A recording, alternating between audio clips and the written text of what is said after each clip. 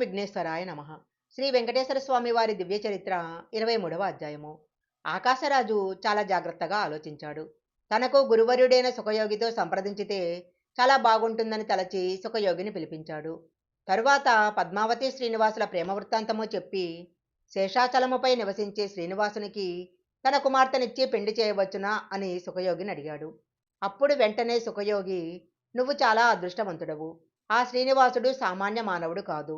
అతడు 14 లోకాలు పాలిస్తున్న శ్రీమన్నారాయణమూర్తియే. పద్మావతి శ్రీనివాసునికిచ్చి వివాహం చేయటము లోక కళ్యాణానికి కారణమవుతుంది. నీ జన్మ చరితార్థమవుతుంది అని అనగా అలాగే చేస్తానన్నాడు ఆకాశరాజు. సుఖయోగి తన ఆశ్రమానికి వెళ్ళిపోయాడు. తరువాత ఆకాశరాజు బృహస్పతిని పిలిపించి జరిగిన విషయాలన్నీ తూచా తప్పకుండా చెప్పాడు. మీరు మా గురువులు. పద్మావతికి పెండ్లి ముహూర్తం నిశ్చయించటమే కాదు, తామే శుభలేఖను కూడా వ్రాయాలి అన్నాడు. దానికి బృహస్పతి ఆనందంతో అంగీకరించాడు. శ్రీనివాసుని జాతకము పద్మావతి జాతకము తీసుకుని గణన చేశాడు. లగ్నశుద్ధి కూడా చేశాడు. వైశాఖ శుద్ధ దశమి శుక్రవారము శుభదినము నాడు ముహూర్తాన్ని నిర్ణయించాడు. ముహూర్తాన్ని నిశ్చయించటం అయిన తరువాత యథావిధిగా లగ్నపత్రిక ఇచ్చాడు.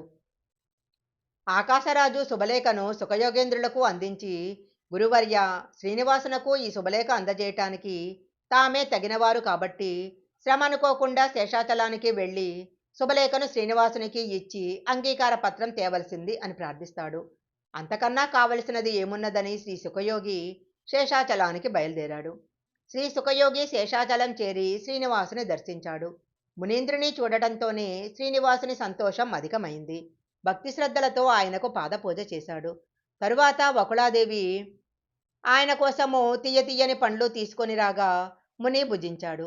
తరువాత శ్రీనివాసుడు మునీంద్రునితో, మీరు రావటానికి కారణమేమైనా ఉన్నదా అని అడిగాడు.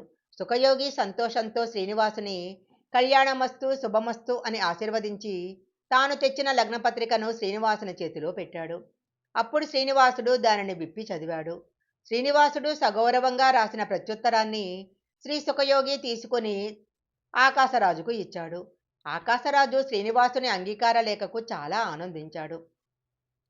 పద్మావతిని ఇచ్చి శ్రీనివాసునకు వివాహం జరగనున్నదన్న విషయము సర్వలోకాలకు పాకింది. ఆ వార్త విని నారదుడు శేషాచలానికి బయలుదేరాడు. శ్రీనివాసుడు ఇప్పుడు స్త్రీలేనివాడు కాబట్టి నారదునితో, వివాహం జరగాలంటే ఎంతో తతంగం ఉంటుంది. దానికి ఎంతో డబ్బు కావాలి. దానికి కావలసిన డబ్బు ఏం చెయ్యాలో మీరే ఆలోచించండి అన్నాడు. అప్పుడు నారదుడు, ఆదిపురుషుడవైన నువ్వు చెప్పగా నేను కాదంటానా? అలాగే చేస్తాను అన్నాడు. నారదుడు బ్రహ్మరుద్రాదులను, అగ్ని, కుబేరుడు మొదలైన వారిని క్షణాల్లో శేషాద్రికి రప్పించాడు. అందరూ వచ్చాక ఒక సభ జరిగింది. అప్పుడు నారదుడు కుబేరునితో, సృష్టిలో ఉన్న వారందరిలోనూ నువ్వే భాగ్యవంతుడివి. నీ దగ్గర ధనరాశులు మూలుగుతూ ఉంటాయి. లక్ష్మి తన చెంతలేక శ్రీనివాసుడు చాలా బాధపడుతున్నాడు. అంతేకాని లేకపోతే అతడు డబ్బు కోసం బాధపడాల్సిన అవసరం లేదు. వివాహం అంటే మాటలు కాదు, చాలా ధనం కావాలి. వైశాఖ శుద్ధ దశమి రోజు వివాహ ముహూర్తం పెట్టడం జరిగింది. అందువలన శ్రీనివాసుని వివాహం కావటానికి కావలసిన ధనాన్ని నువ్వు ఇవ్వు. అతడు వడ్డీతో సహా తీరుస్తాడు అన్నాడు. దానికి కుబేరుడు నవ్వి, వైకుంఠంలో ఉండే శ్రీమన్నారాయణునికి సహకరించటం కన్నా నాకు కావలసినదేముంది? ఆయనకు కావలసినంత ధనాన్ని ఇస్తాను అన్నాడు. శ్రీనివాసుడు కుబేరుని నుండి 1,14,00,000 రామనిస్కాలు తీసుకున్నాడు. అంత ధనము ముట్టినట్లు ఒక రుణపత్రాన్ని వ్రాసి కుబేరునికి అందజేశాడు. ఈశ్వరుడు విశ్వకర్మను రప్పించాడు. అతడు సుందరమైన మందిరాలు, ఆ మందిరంలో శిల్ప సౌందర్యం ఉట్టిపడే గదులు, బ్రహ్మాండమైన విద్యుద్దీప గోళాలు ఒకటేమిటి సర్వవిధ నిర్మాణాలు నిర్మించాడు. శ్రీ మహావిష్ణువు భూలోకంలో నివసిద్దామనే తలంపుతో 2వ సర్గాన్ని నిర్మించాడా అనుకునే విధంగా శేషాచలం వెలిగిపోతుంది.